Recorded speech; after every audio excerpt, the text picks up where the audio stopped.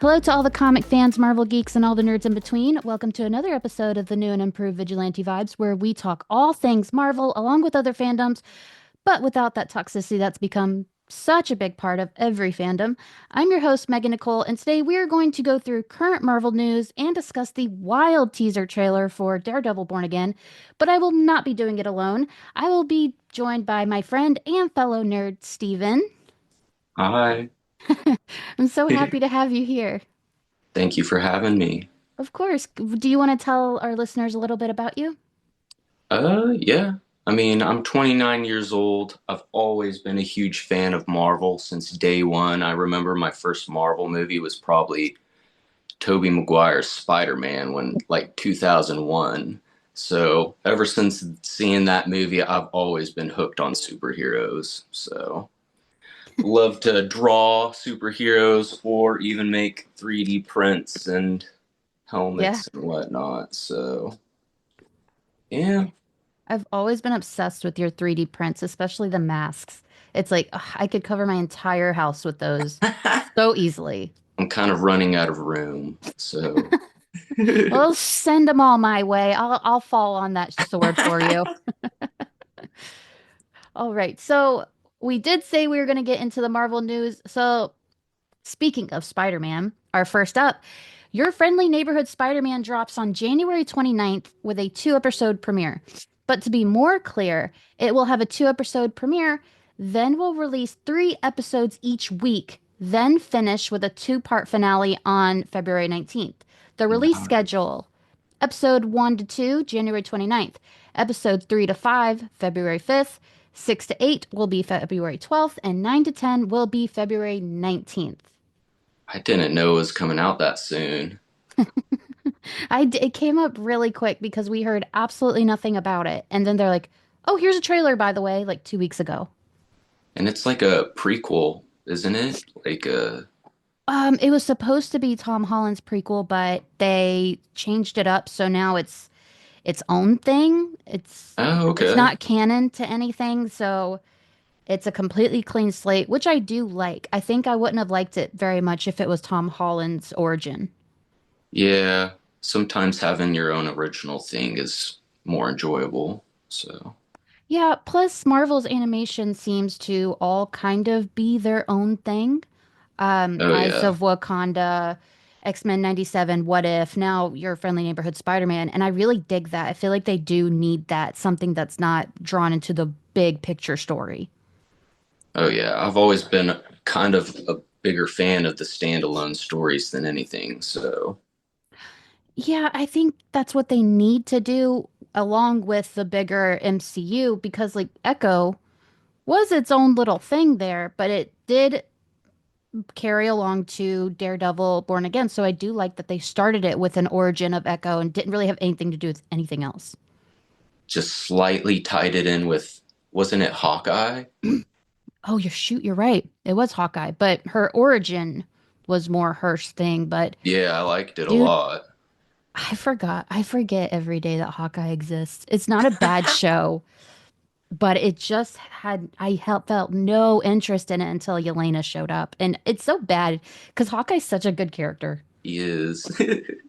But Kate Bishop kills me. She fangirls the whole time, and I'm like, oh, honey, just shut up. So relatable. So our next bit of news, I kind of laughed about, and you'll know why. Kraven the Hunter is currently the number one streaming movie on Apple TV, according to Sony. I haven't even seen it yet. I Like, actually liked it. you did?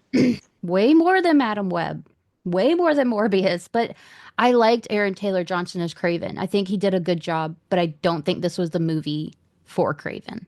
But it I was a feel fun movie. bad for him because he seemed really hype about the role.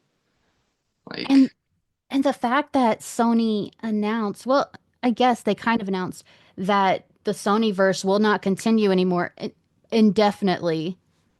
Like right when the movie drops, it's like, why did you do that to him? Now no one's going to see the movie. yeah, didn't even give him a chance. Are you a fan of But, the Sonyverse movies? uh, I was for a while, but they just kind of started losing me. Like after Morbius, I'm not a Jared Leto fan. Same. I not Like, at all.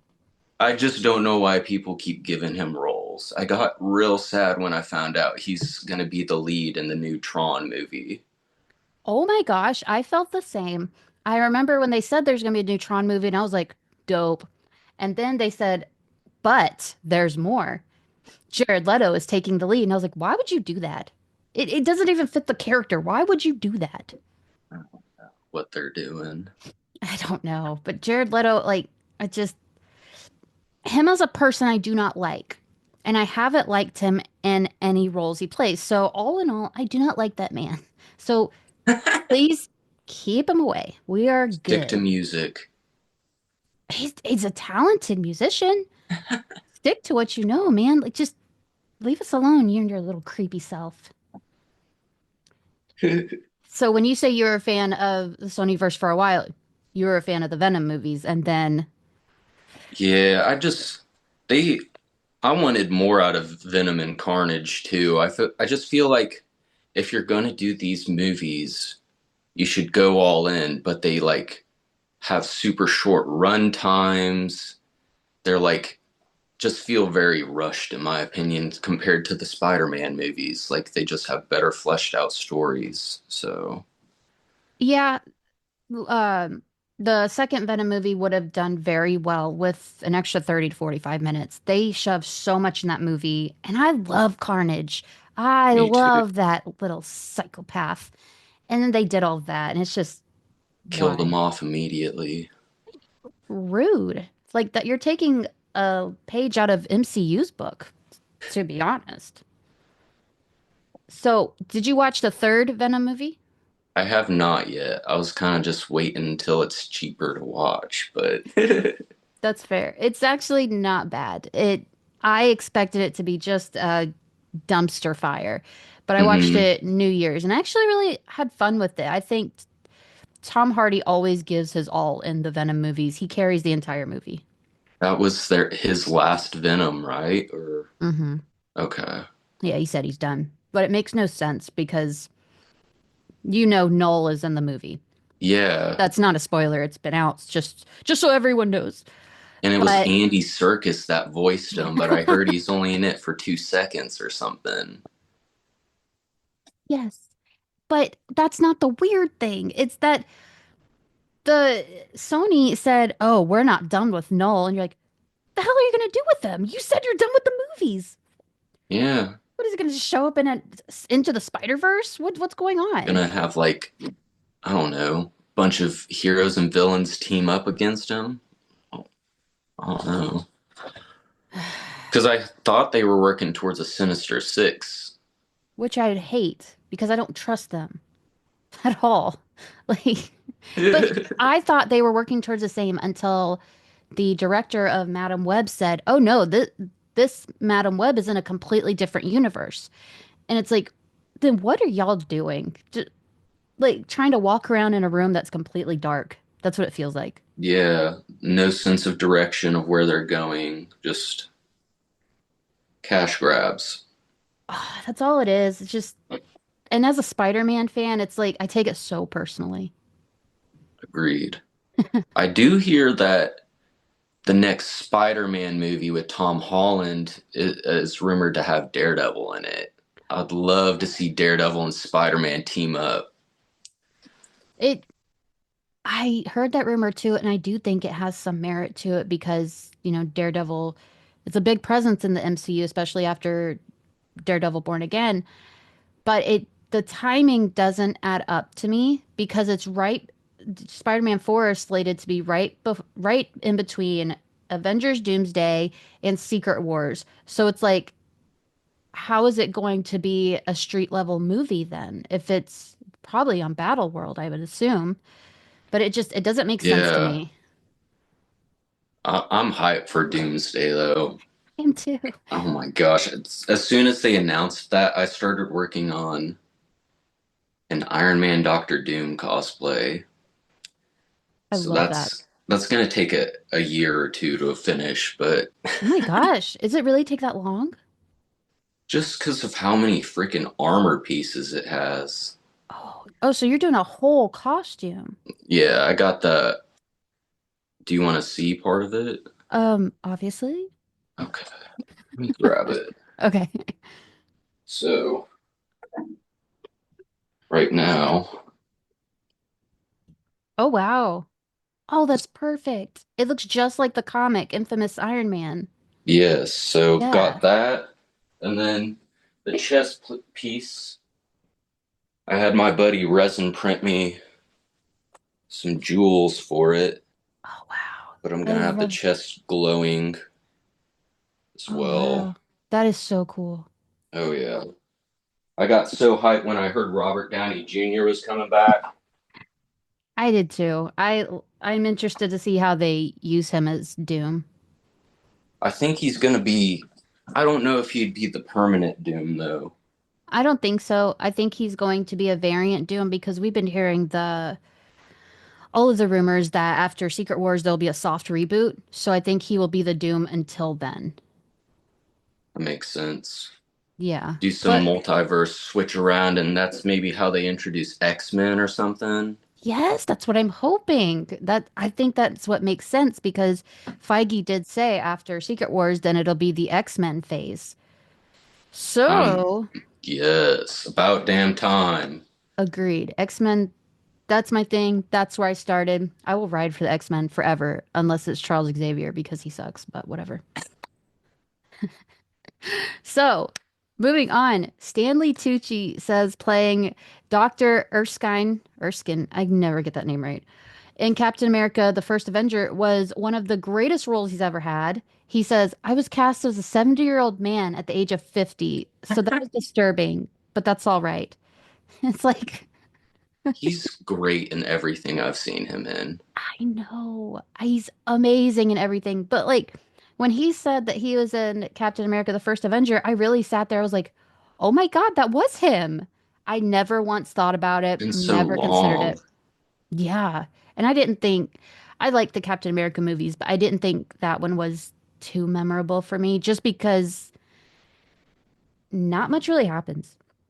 Yeah, But it's one of the first ones that build the MCU, so it's like, of course it's memorable for that reason.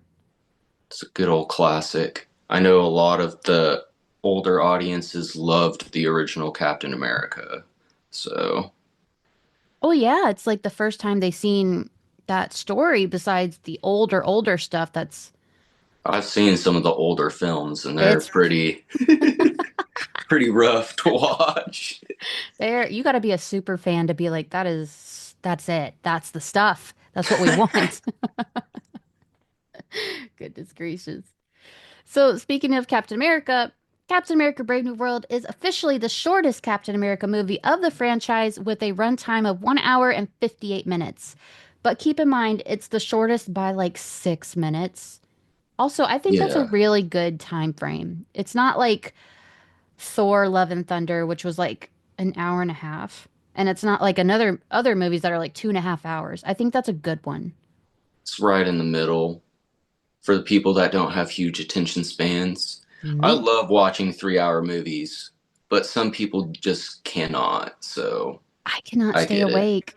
I fall asleep so fast now because it's like I'm ADHD first of all, so I'm kind of like Okay. already thinking like, what am I gonna do after this movie? Am I gonna run out of popcorn during this movie? I'm kind of hungry, but I'm kind of tired. And then halfway through, I'm like, I don't even know what happened. I was just in my own head. Oh my But gosh. then like by hour two, it's like I gotta like stretch or something. Is there like an intermission or something? I'm the worst. That's hilarious. Are you looking forward to Captain America: Brave New World? I am actually. Like, I love the dude that plays Sam. I Yeah, think he's great. Anthony Mackie. Yeah. Um, I'm excited to see his new sidekick a little bit more. They introduced him in the Captain America or Falcon and Winter Soldier show. So, Yeah, Anthony Ramos. The new hmm Falcon. Yeah, yeah. I like from what the little bit we've seen from the trailers, it looks like they have a really good chemistry. It feels like Bucky and Sam kind of chemistry, which I really dig. yeah. Hopefully, they have some good comedic banter between them. That's what I always want that. Like I always like that's just the perfect amount, not overdone like a certain Thor movie, but I like just the perfect amount. And I think the Captain America movies really nail that. I've always liked them because they just feel like spy espionage movies Yes. most of the time, so have a Yeah. slightly different vibe. Yeah, because everyone knows exactly what you mean when you describe something as Winter Soldier vibes. Everyone knows it's the espionage, the political thriller, that kind of thing. And that's Yeah, exactly what Brave New World feels like to me. it's kind of like I was confused why Harrison Ford was in the new movie, but then I found out the dude passed away, like, Yeah. because he had played him through most of the MCU, I'm pretty sure, didn't he? Uh, he was Ross. he was the Incredible Hulk. It was just one movie. Oh, It he was only did the Hulk. yeah. It was William Hurt. He unfortunately passed away, R.I.P. But he did play Thaddeus Ross in the Incredible Hulk movie that Marvel just got the rights to that movie last year or the year before. Oh, okay. Yeah, there was a whole thing where it was released like Marvel has the rights to the Incredible Hulk, so everyone's like, "Oh my God, they can make a movie!" But it's just the Incredible Hulk movie, not the character. So they do have. Yeah. So since they got those rights to that movie, that means they have rights to use those characters in Brave New World, which is why Okay. Thaddeus Ross is in there. Betsy Ross is in. Betty Ross is in it as well. Yeah, I saw that too. So that's pretty awesome. It is. I think I Harrison Ford's a good one to use instead. um I wonder if he's gonna or do you think they're gonna keep him around or do you think they're gonna kill him off? Yeah. Yeah, I I don't. don't see him wanting to stick around. He's a lot older and I don't think he wants to stick around for big franchises anymore. If I'm correct, which I think I am, he's not the current Red Hulk in the comics at the moment. It's shoot, what is his name? It's Robert Maverick. I believe Ross was murdered in Captain America #1 in 2008 with Steve Okay. Rogers being framed. So he's not even the Red Hulk in the comics. So I could see them killing him off because Red Harrison Ford, he is up there in age. That is a really big risk to take someone and have them signed on for a few movies when you're like, Yeah. oh no, he's getting up there to retirement age. We'll say that. Even Samuel L. Jackson is getting up there Yeah. too. It's like Yeah, but you try telling Samuel L. Jackson he's too old to play Fury. I'm okay with him playing him till he's 100. So Till he's 90. till he's 90. So, shoot, where was I? Charlie Cox admits that he had absolutely no idea who Daredevil was before even auditioning. He says, I had never heard of him. I thought it was someone who jumps through fiery hoops on a motorcycle, which means like one or two things. You thought Daredevil was an actual Daredevil, or you thought he was Ghost Rider. And I need to know which one. Like, I won't sleep at night until I know which one you mean. I don't know. It didn't sound like he was much of a comic dude before, which he nailed the role. I liked him so much more than Ben Affleck as the character. God, I know, me too. It's What's like What's he funny about it is that Charlie Cox didn't know Daredevil was blind until the day before he auditioned. So he was going to go into this audition looking around at the faces, seeing the crime. But then he found out and he's like, what do I do? So that tells you like how fit he is to be Matt Murdock. Because even with like such little knowledge, he still nailed the audition. oh yeah. He just played the character. He got me so emotionally tied to the character. It's just I don't know. He played him so well. I agree. I think it was really a character made for him, not made for him. He was made to play the character, I think. Just like Robert Downey Jr. is Iron Man. He plays it so, so well, but this is also a good example of when the MCU, not the MCU, Marvel, I should say, Marvel chooses an underrated actor as opposed to a big actor to play these kind of roles because he wants to be around for the long haul.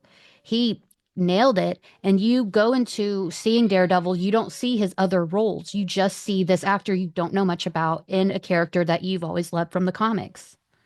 He even brought up that they're working on that newer Daredevil comic series where he's old. Yeah, yeah. So he's made it sound like he wants to stick around for a while if he can. So It's music to my ears, really. yeah, I'm all for it. So, speaking of Daredevil, Born Again, what did you think of the trailer? I got goosebumps. I'm like sitting at the TV. We hadn't got an official trailer. We've seen things that were like leaked from San Diego Comic-Con or Mhm. D23, but we never got anything. But we have got leaked photos. So it was nice to actually see they gave us so much in the trailer, but not a lot because it was a teaser trailer. But we saw Muse, White Tiger, Kingpin, the avocados at law. We saw so many things. Oh yeah. So I heard we they were originally trying to kill off Foggy and Karen, they like off were, screen, yeah, which would they have made were. me mad. Because Kevin Feige went in and watched everything that they had filmed, and he was like, absolutely not. We're not doing this at all. So he revamped it, and I believe what it was Matt Murdock focusing on being a lawyer, not Daredevil. At Like they all. before it, they said that he didn't even put on the suit until like episode 5. So it was supposed to be him after Foggy and Karen died. And it's like, why would you do that? Yeah. That you Just sounds kind of, I don't know, depressing. It sounds like someone didn't watch the original Daredevil show on Netflix and they just Yeah. took a swing at it. It sounds like they're like, I don't know anything about Foggy and Karen, so kill them off. I know Matt is a lawyer, so let's just focus on that until I figure out what Daredevil does. Gosh. Because Because I they believe, left the Daredevil show on just a huge cliffhanger, I felt like. yeah, yeah, I believe I want so. to see what they've been up to. Oh, plus we get Punisher. Oh, yeah. That's Daredevil and Punisher were like my favorite Marvel shows ever. Punisher show is so underrated. I do feel like there was something missing from the show, but I can't pinpoint it. But it was a quality show. I just like that I don't know, they, it was a lot different than any other Marvel show I'd ever seen. Yeah, it they nailed it with that Netflix show, man. That it felt like Daredevil to me. It was street level, it was gritty, it was dark, it was everything you'd want for a Daredevil. It was like the comics came to life in terms of vibes with the character. The casting choices, like, I thought the chick that played Elektra and the guy they picked as Stick were amazing as well. Oh Lord, I don't remember her name, but the girl who played Elektra stuck so hard with me. In the new Daredevil run, it's Daredevil Unleash Hell Red Band #1. And that's whose voice I hear because she's the current Daredevil of Marvel Comics. And they nailed that casting. They nailed it all. 10 out of 10, no notes. That's dope. She becomes Daredevil. Yeah. The fuck? Yeah, they both use the moniker and fight together. But he goes off, no spoilers, he goes off and has to do something else. And she takes over for Hell's Kitchen and she freaking nails it. Little she's more violent than our Daredevil, Matt Murdock, but Yeah, she's trying to not be the assassin she is. So there's a huge internal conflict with herself going on. It's so brilliant. good. That sounds really good, honestly. It is. I Is it in the believe. middle of the run right now? No, no, no. The first one dropped last week, week before last week. It's if to look it up, it's Erica Schultz is the writer.